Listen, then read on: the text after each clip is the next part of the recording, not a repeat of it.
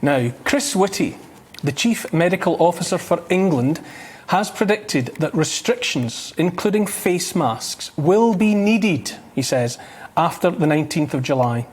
Numbers are getting bigger again, more positive tests and the like. There's talk, serious talk, of vaccinating children against COVID-19, people under the age of 18.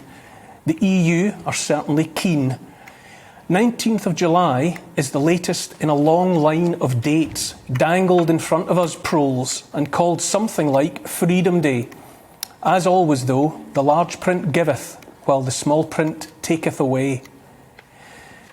Now, the subject of vaccinating children has already been addressed by others here on GB News, but I cannot let it lie without saying something too.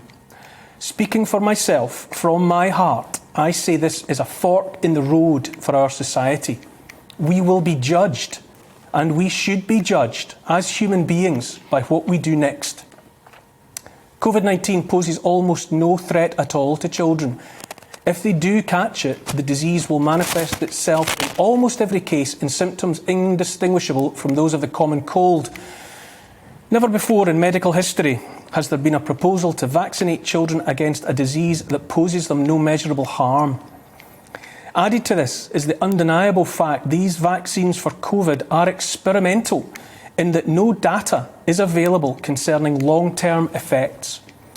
We vaccinate children against child killers like measles. We vaccinate adolescents against the HPV virus that causes cervical cancer.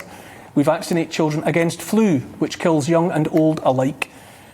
In each case, the vaccines had been in development and rigorous testing for many years before any syringe ever got near any human flesh.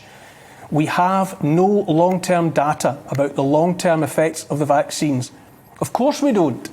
We haven't had the virus long-term, far less the vaccines against it. An 80-year-old approaching the end of life and opting to take such a vaccine is one thing, since the perceived benefits in the short term might outweigh the risks over the long term.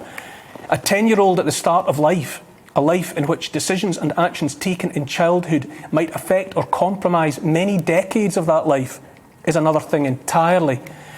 That we are even contemplating giving these vaccines to our children at this time when so much remains unknown, strikes me as nothing less than grotesque. The apparent justification is that children may spread the virus, and that by vaccinating them such risk is curtailed, that risk being primarily towards adults. But what of the risk to the children in receipt of a vaccine, the long-term effects of which must remain unknown for years to come? Are the adults of this country truly supporting the notion of standing behind a wall of safety built of our children and infants? That, to me, is an inversion of nature and should be contrary to what it means to be a parent, an adult with an eye to the future. From around the world, there are already reports of adults being offered free burgers and fries, or lottery tickets, or jobs, or easier sentences for crimes in return for taking the vaccine. What sort of vaccines are these? What sort of disease is COVID-19 indeed, if people must be bribed to take their medicine? A few years ago, had we heard about a pharmaceutical company bribing people to take a brand new drug, I think I'm right in saying there would have been an outcry of note and legal actions aplenty. And so we are standing at a fork in the road.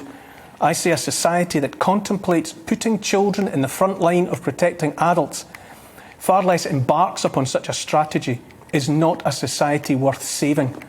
If we don't put children, the young of the species, first, above all others, then frankly, what's the point in anything? These vaccines are a choice for adults. Take them or don't.